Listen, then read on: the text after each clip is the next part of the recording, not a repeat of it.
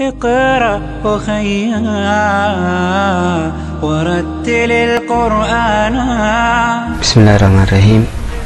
الحمد لله رب العالمين والعاقبة للمتقين ولا عدوان إلا على الظالمين. نبينا محمد وعلى آله وصحبه أجمعين. أما بعد، السلام عليكم ورحمة الله وبركاته. إذا سكنت تينيا تن قرآن كمي قرآن جدو kutaalee kudhan isinii dabarsuun keenya ni yaadatama. Kutaan kudha takkaffaa kanarraa qabannee dhiyaannoo akkuma sagantaa dabartee keessatti baallama seennetti qubeelee arabaa 28 keessaa qubee bocaanis ta'ee sagaleen wal fakkaatan akkamitti adda baasnaa kan jedhu ilaalla inshaallah.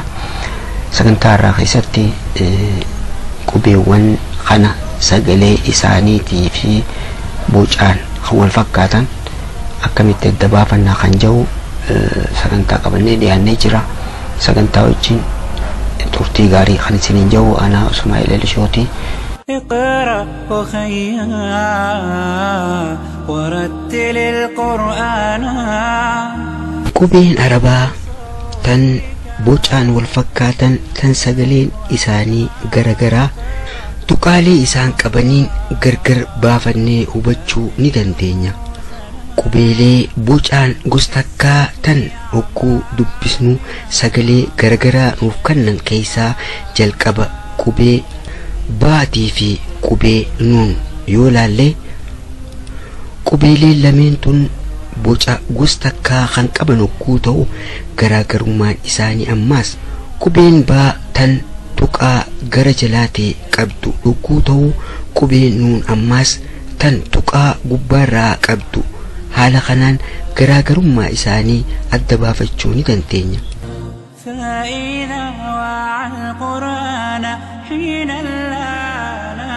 Qubeen bocaan wal fakkaatan tan sagaleen gargar ta'an ammaas qubee taatii fi qubee yaa hogguu ta'u qubeen lameentuun bocaan gos tokko ta'aniis garaagarummaa isaanii wanni beeynuun tuqaa isaan qabaniin. Kunis qubeen taa tuqaa lama gubbaarraa kan qabdu hogguu ta'u qubeen yaa ammaas tuqaa lama gara jalaatii qabdi.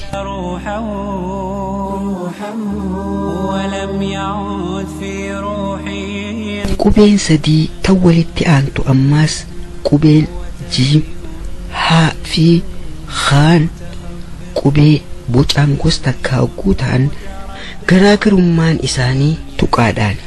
Kunis qubeen jiim garaa jalaa tuqaa takka kan qabdu hogguu ta'u qubeen haa tuqaa kan hin qabne akkasuma qubeen hoo tuqaa takka kan gubbaarraa qabdu ta'uu isiitiin garaagarummaa adda baafachuu ni dandeenya.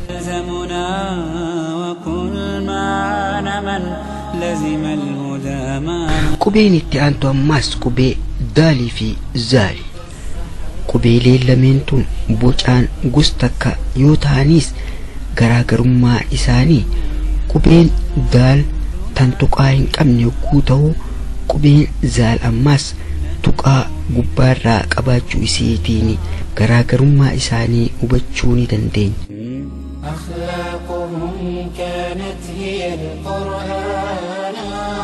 Akkasuma qubeen raatii fi qubeen zaayi bocaan gos takka ta'aniis garaagarummaan isaanii ammaas tuqaa ni adda baasuu ni dandeenya. Kunis qubeen raa tan tuqaa hin qabne hogguu ta'u qubeen zaayi tuqaa takka gubbaarraa qabdi.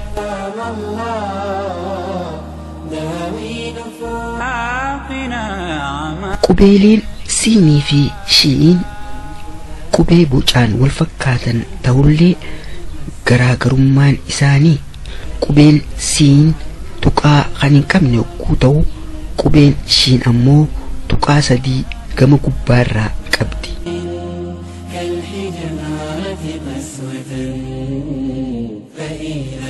qubeelee lama ammaas qubeen soodii fi do'aat kan bocaan wal fakkaatan ta'us garaagarummaan isaanii qubeen sood tan tuqaa hin qabne yogguu ta'u qubeen do'aat tuqaa takka gama gubbaatii qabdi.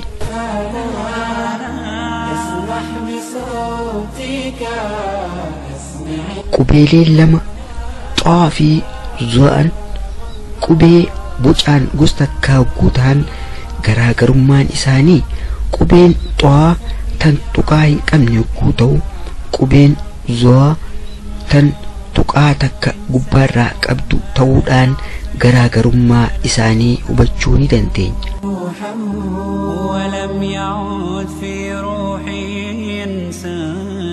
qubeeleen lama qubeen aynii fi qubeen ghayn qubee bocaan wal fakkaatan ta'us garaagarummaa isaanii kan addaan hubachuu dandeenyuun qubeen ayn tan tuqaa hin qabne yogguu ta'u qubeen ghayn tuqaa takka mataa gubbaarraa qabdi.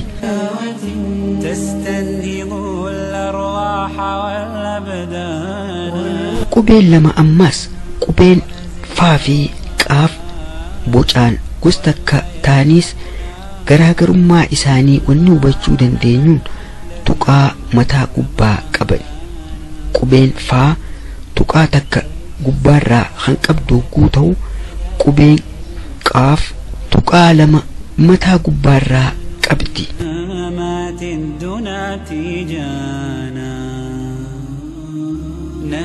kan itti aanu ammaas qubee sagalee wal fakkaattu kannan kan bocaa fi ramaddiin isaanii garagaraati ilaalla. qubeeleen sagalee wal fakkaattu kannan tan ramaddii fi boci isaanii garagaraa qubee taatii fi qubee xaa hogguu ta'u qubeen taa qubee ramaddii sagalee qalloo kannitu hogguu ta'u hogguu isii dubbisnu hidhii adda bannee hafuura alatti gabbaasuudhaan kan qubee tana dubbisnu. qubeen xaa qubee ramaddii sagalee furtuu kannan hogguu taatu qubee xaa tana hogguu dubbisnu hidhii teenya geengoo goonee osoo hafuura alaggatti hin baafne kan qubee tana dubbisnu.